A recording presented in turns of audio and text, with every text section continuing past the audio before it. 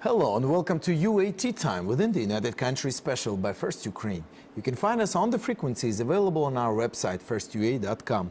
I'm Sergey Velichanskiy. And I am Olivier Vedrine. UAT Time is dedicated to bring Ukraine and Europe closer to each other by introducing the real Ukraine to the rest of the world. Sometimes we think that it's not worth it to be a drop in the water, but this drop can turn into tsunami if we are persistent. Our guest today is Ilya Ponomarev, the only member of the Russian Parliament who voted against Crimea annexion. Welcome. Welcome. Thank you. Thank you very much for stopping by for a cup of tea. And thanks for having me, guys. Yes. This is the first time for Ilya to be here in this TV station. So especially it's going to be a unique program.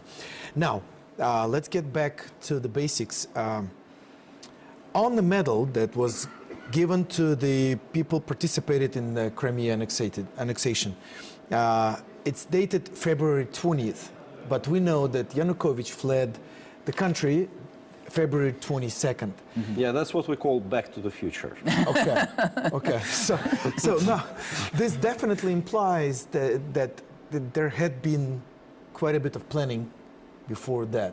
And you've been in politics at least 10 years or so, the way I saw some of your previous interviews. Now, the question is, did you know in advance that something like this could happen?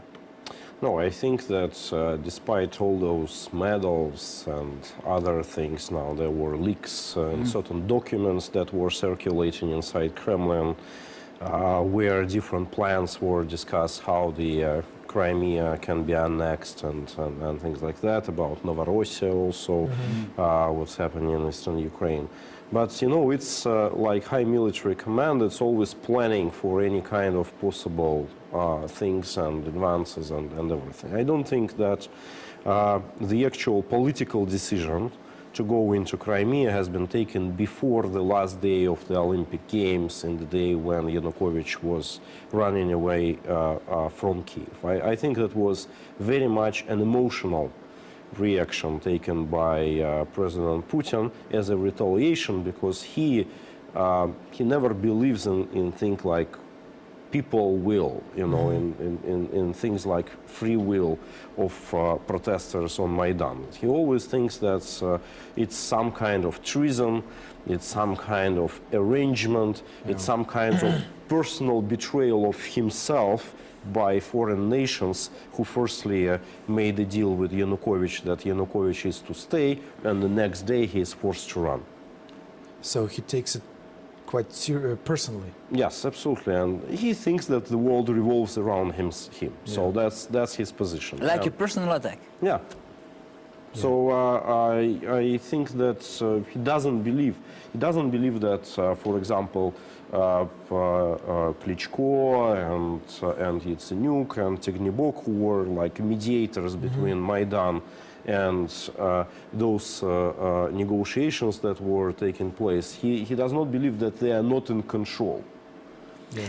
He really believes in the complot, in theory of the complot? Yes, absolutely.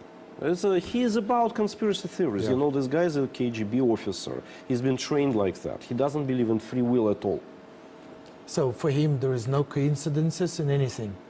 Yeah, it's a result of game of interest of different participating parties. And if something happened, that means that somebody important took that decision. Okay, okay, that's interesting. Now, in one of the interviews, actually in recent ones, there was a good question which I want to repeat. Vladimir Putin signed a law or an order about the implementation of the defense plan of the country 2016 and 2020. But is somebody planning to attack Russia? So I think that is an interesting situation right now. You know, there is a famous phrase: if you want peace, you should prepare for war. Yeah. But I think that Putin's strategy is right the opposite. If you want war, you declare you prepare for peace. So that's what he does. I think that Russia is right now very actively preparing for war, and I'm very much afraid that he is preparing for war with NATO. You think, I think the same. I think he's preparing a war against NATO. Yes. I think we will have a first step. We talked about that a few weeks ago with Kaliningrad and with the Baltic state. But for me, yes, the Russian people are now engaged in this process to go to war, process engaged by Putin. And you remember when we were talking, I was saying that he would plan some kind of provocation that would include NATO state. And what we see right now with Turkey is exactly that. I couldn't predict that it would be Turkey. Yeah. For me we talked about Kaliningrad. Yeah, but we were saying that it would be provocation with a NATO state. And now you can put a check mark, actually, that yes, he managed to get into a military confrontation with NATO state, and NATO did not respond. That's exactly was his objective. So he tried that waters. And you think he will push the button more and more? I think he will push more and more, and I think that the obvious step is to go then into Baltic states, because that's where real NATO is right now. Turkey is somehow enfant terrible, you know, so it's like a member of NATO, but it's like some notorious, you know, runaway member of NATO. But the next step would be with real member of NATO. So it's interesting. You say that downing of the Su-24 is not a NATO's response. I think it was a decision that, of course, has been made on the level of Turkey. But Turkey has warned Russia, I mean, not during that particular episode, but before that, on diplomatic channels, Erdogan was just elected. He was elected with a very narrow margin. His recent national elections. He needed to reinstate himself as a national leader to win more popular support. And it was obviously that Erdogan needs his protection of Turks that are living on Syrian territory. That's a question of his positioning inside the country. And he was sending these messages to Russia, stop bombing them. And because if you will continue, I will have to react, because that's my reputation in front of my people. And of course, they were waiting for the Russian jet to violate the airspace of Turkey. Of course, that jet, that Su-24, was not threatening Turkey, but it was threatening those Turks who were living in Syria. This is then an international. This is a provocation, a strategic provocation.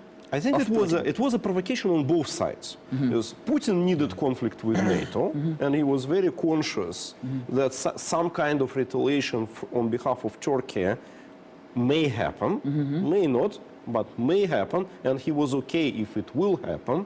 He is ready to sacrifice that poor pilot in the sake of this NATO conflict. From the other side, Erdogan needed to show his decisiveness.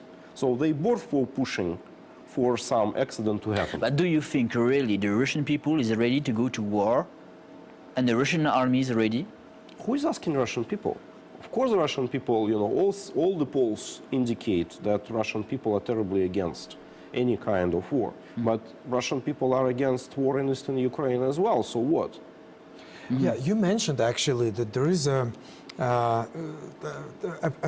psychological preparation of the nation of Russian people. They're against the war, but they are willing to sacrifice to liberate others. Yeah, exactly. It's such a phenomenon. It's in all times for all different nations. It's so easy to manipulate a nation into a war, you know, with all these patriotic feelings, you know, with the stories of national dignity and everything. People would always, you know, in overwhelming majority, if they would be asked directly, do you want to go at war?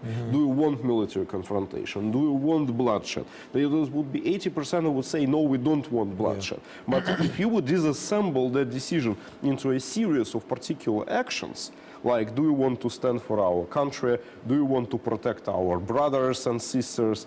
Do you want to do this and that? Then the same 80% would vote for exactly the set of steps would inevitably go into a military conflict. Well, it's like with Ukraine. You know, we have been close for so many years. I mean, for ages. And those people that I saw the interview from, just, you know, scarce people from the streets, they're not against, they're not in favor of war, but they are in favor of liberating Ukrainians. Yeah, exactly. And what I am pointing at all the time, if you look at the polls, in particular for people of Ukrainian origin that live in Russia, and in Russia, you know, is a significant portion of such people. We have a lot of relatives, and there are a lot of just straightforward Ukrainians who are living in Russia. But the numbers of popular support for Putin in those audiences, they're exactly like in the rest of the population. And that means there is no this ethnicity, there is no this imperialism, you know, it's like genuine desire, you know, kick away that Banderovцы junta in Kiev to protect against fascists, Western marionettes that are actually exploiting Ukrainian people. Now there is a new flavor in that desire. Let's protect Ukrainian people against all the terrible consequences of neoliberal reforms like they happened in Russia in 1990s, because your government is doing exactly the same thing as our government was doing back then under IMF orchestra, and with the same predictable results, with the poverty, with the failure of reforms. And now it's new flavor of this on our TV. What do you think, if we are talking about possibility of a war against NATO, for you, which will be the right time of this war? Before the 2017, the new election, or after 2017? No, I think that 2017 is the most probable year, because Putin would be preparing for his elections in 2018. And that's the year when it will be actually decided whether he would run or somebody else would run. And I don't take it for granted that this decision is taken already, as we started our discussion from. He is a tactician. And I think that this decision would be made like by the beginning of 2017, not before that. But if he is to run, then he would need to reinstate himself as a strong leader, as a successful leader, and what can work better than victory over NATO? Not the war itself, but victory over NATO as the most dangerous and most capable military opponent. Before the election of 2018. Of 2018, yeah. I believe in this scenario of 2017. Yes. I think this is the key point. Well, it seems like he's raising stakes all the time. He's a poker player, yes, absolutely. Okay. Now, let's go back to Ukraine, the Crimea annexation, and then the war in Donbass. You made a point in one of the interviews again that Putin counted that going into Donbass will bring him some, card aces in his hands to play with the international community, and he's going to bargain. So if he agrees to leave Donbass, then he keeps Crimea. So this is kind of the game that he's playing. Would you please give a little more? Why do you think so? Because there is another idea that he needs Donbass, and actually he needs the pathway to Crimea. So he doesn't just need Crimea. What would he do with it? Well, I think the pathway to Crimea is way easier to obtain through negotiations with Ukraine by installing pro-Russian president, pro-Russian prime minister, pro-Russian government. You actually get it for way cheaper price than through any kind of military action. And also, if you look at the polls, you would see that if in Donetsk at the beginning of this war, pro-Russian tendencies were like 20–25% of population. In Zaporozhye was 8%. In Mykolaiv was like 6%. Actually, third after Lugansk and Donetsk, most affected regions could have been Dnipropetrovsk, but it didn't happen because they had capable leadership in Dnipropetrovsk, which stopped this. But there was around 18% of pro-Russian sympathies at the beginning of the conflict. So by going into Zaporozhye, you would immediately get partisan war, you know, guerrilla campaign behind your front lines, and who would want this? Yes. You know, it's a prolonged and very bloody and messy conflict. No, I actually even think that the more I see how the situation evolves, and the more I read what people like Strelkov are writing, I actually think that it was a very grassroots, so to say, project. Crimea, of course, was invented from the top. It was decision by one guy. You know, it was organized at the top, etc. Donbass, there was initiative of some people who participated in Crimea annexation, exactly like Strelkov, Aksionov, then our ill-famous oligarch Malafeyev, who is famous for stealing 200 million US in France. And these were, and by the way, he was under pressure of one of largest Russian state banks who actually provided the funds that were stolen in France, VTB. And he was already under criminal prosecution, and he needed to create something great for the country, so that all his sins would be absolved.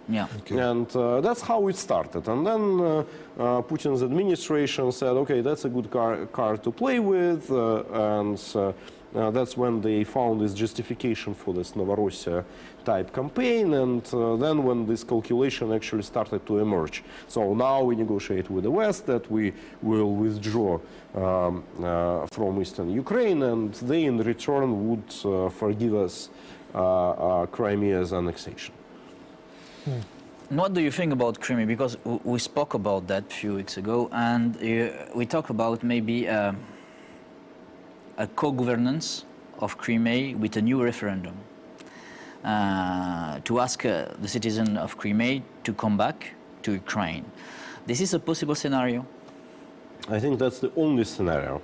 I wouldn't judge the possibility of such scenario, because the possibility depends on when it would happen. Right now, I have serious doubts that it's feasible. 5 years from now, I think why not? My major point is that it shouldn't be a Russian imperialism as it shouldn't be a Ukrainian imperialism. It shouldn't be a competition between two metropolises who are in fight over the colony. It has to be territory, it has to be people of those territory who are making their conscious decision. But since there is right now a conflict, and Russians think one way, Ukrainians think in another way, and people of Crimea are most likely to think third way by the time they would be actually asked to make decision. So that's why I think it has to be some kind of a joint administration. It has to be a very serious media campaign, political campaign, to convince people to go one way or another way. So Ukrainian side should make its arguments, the Russian side should make its arguments. People of Crimea by that time would actually learn what they are getting and not getting from Russia. They know from the past what they are getting and not getting from Ukraine, and then their decision is conscious. But it doesn't look possible without international mediators. Most likely, most likely. And I have another question, because we have some common friend in the Russian opposition. We talked about that a few weeks ago also. And what about this opposition platform in Russia? What about the future of this opposition platform? What about the efficiency of this platform? What about the Russian opposition? Right now, there is no opposition. There is certain element of, I would say, civil resistance in Russia, but there is no opposition. Because opposition is a political structure, and there is no political structure. Under current regime, and the further it develops, it's become even less likely that such structure would actually emerge. It's impossible to create things. They have been destroyed all the time.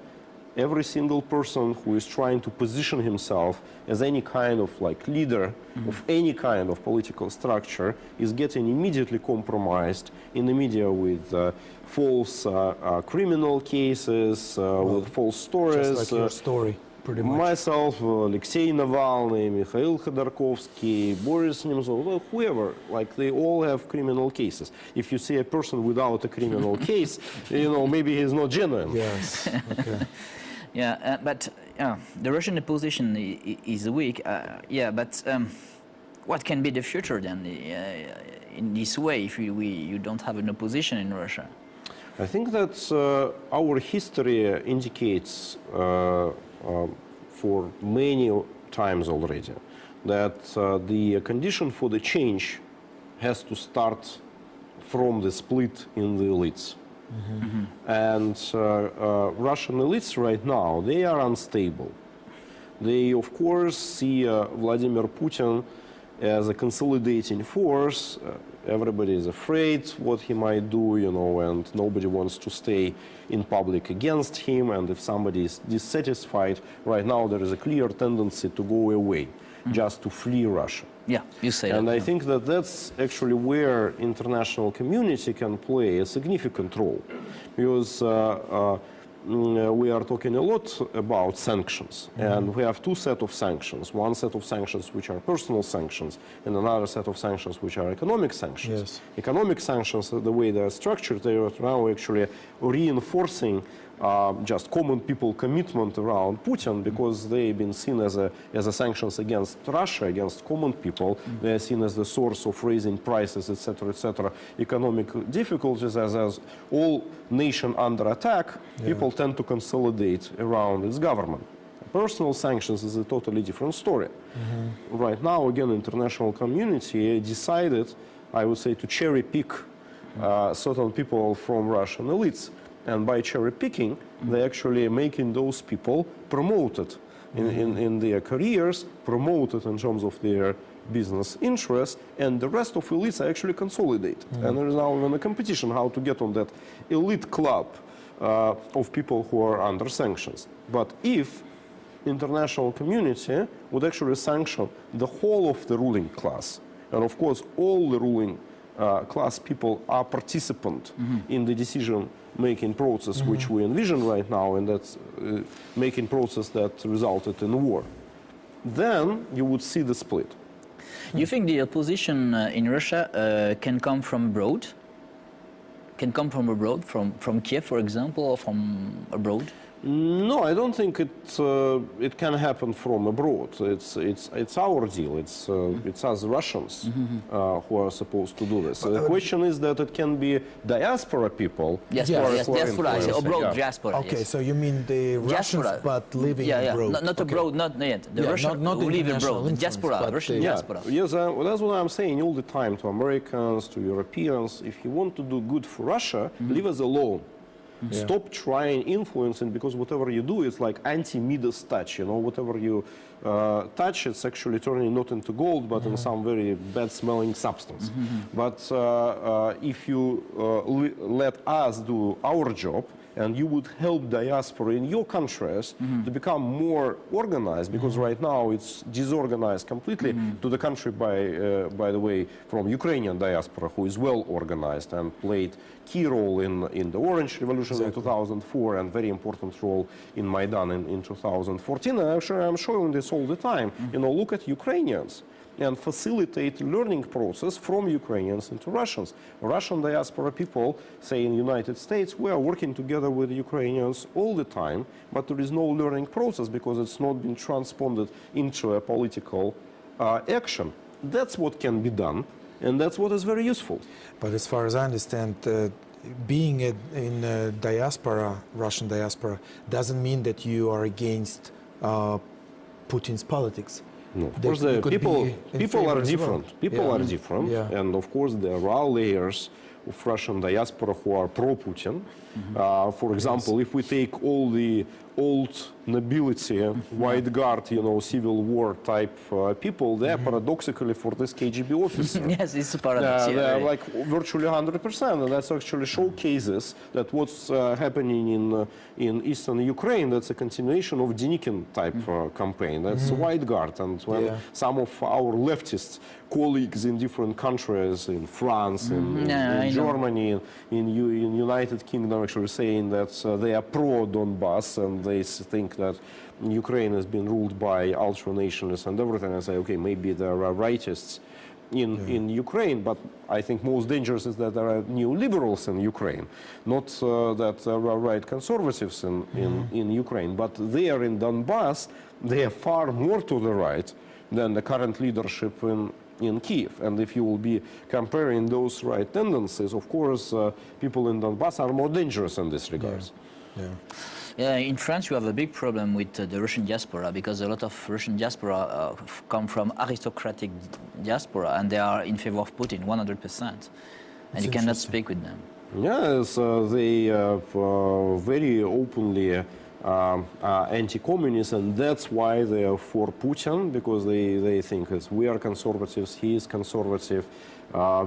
It's a lot revolves around church issues. The members of the former emperor family, they are fully supporting annexation of Crimea. So it's like it's crooks, as I always was saying. You know, it's for them the civil war hasn't ended in 1920. They are still continuing. Well, just like for some others, the war with fascism hasn't ended. Supposedly, that's the way the mottos they use for their media campaigns. And the mottos and the famous philosopher of Mr. Putin, Ivan Ilyin, who is the famous philosopher again of this nobility of this white guard diaspora, he was openly supporting Hitler. And just Putin, most likely, he is not reading his books completely. He is using citations from those books very oftenly, but then use those citations when he is praising Hitler and saying that we should support Hitler because Hitler would destroy Stalinist regime in Russia. That was his rationale. Well, time is flying, unfortunately, as always, but we do have a couple of minutes for predictions, or well, predictions is not the best analysis, please. Analysis or foreseeing or trying to foresee the next steps and next future developments, because it seems like there is some sort of escalation is getting, especially in the east, and now in the late couple of weeks, a new shelling and new escalation is happening in Donbass. How many fronts can Moscow, can Kremlin hold as far as battling? Russian elite and personally Vladimir Putin are not stupid at all. They have learned from what was happening in the past.